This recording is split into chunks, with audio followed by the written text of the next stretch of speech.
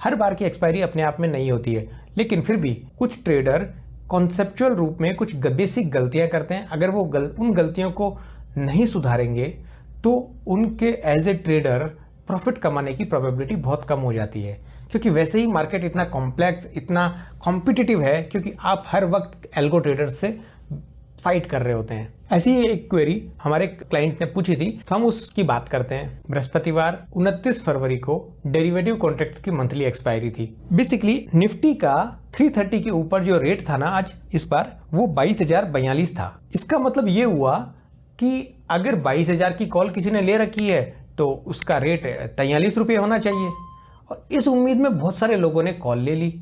अब सेटलमेंट आया 21,983 के ऊपर। इसका मतलब ये हुआ कि वो सारी पोजीशंस जीरो हो गई। 22,000 की कॉल 21,983 पे अगर मार्केट सेटल होता है तो वो सारी 22,000 की कॉल जीरो हो जाएंगी, क्योंकि वो आउट ऑफ द मनी है। At the end of the day जब अगर निफ्टी 22,043 के आसपास चल रहा था तो सबने सोचा कि ये तो 1-2 रुपये की जो कॉल है, ये तो पूरा पैसा हमारे को 43 रुपये मिल जाएगा, मुफ्त का पैसा मिल जाएगा, और वो सारे ट्रेडर ट्रैप हो गए। तो इसी बात को ध्यान में रखते हुए कुछ बातें जो इंपॉर्टेंट वो ये हैं कि पहली बात तो आपने बहुत बार देखा होगा कि ऑप्शन ट्रेडिंग में अगर कोई option out of the money का है तो वहाँ पर 5 पैसे यानी उसका जो लास्ट टिक है वहाँ पर भी सेलर बैठे होते हैं। और सेलर मतलब कि आप 5 पैसे भी आपके लिए छोड़े नहीं जाते। इसका मतलब ये हो गया कि कोई भी आपको फ्री का पैसा दे नहीं सकता। अगर 43 रुपये का कोई ऑप्शन जा रहा है, ट्रेड होने की उम्मीद है उसकी, और क्या उसकी रेट आपको 1-2 रुपये मिल जाएगी? ऐसा पॉसिबल नहीं होता बाजार में। तो जहाँ भी कहीं ईजी मनी दिख रहा हो तो हमारे कान अलर्ट हो जाने चाहिए, हमारा दिमाग अलर्ट हो जाना चाहिए कि ऐसा बिल्कुल नहीं हो सकता।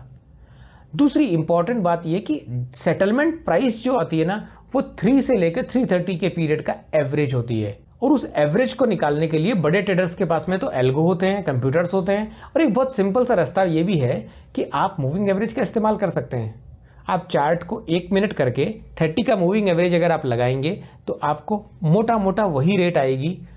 5 मिनट का कैंडल करके आप 6 की एवरेज लगा लीजिए तो भी आपको चार्ट में मूविंग एवरेज मिल जाएगी, वो एवरेज मिल जाएगा। उस मूविंग एवरेज के हिसाब से आप अपनी कैलकुलेशन कर सकते हैं।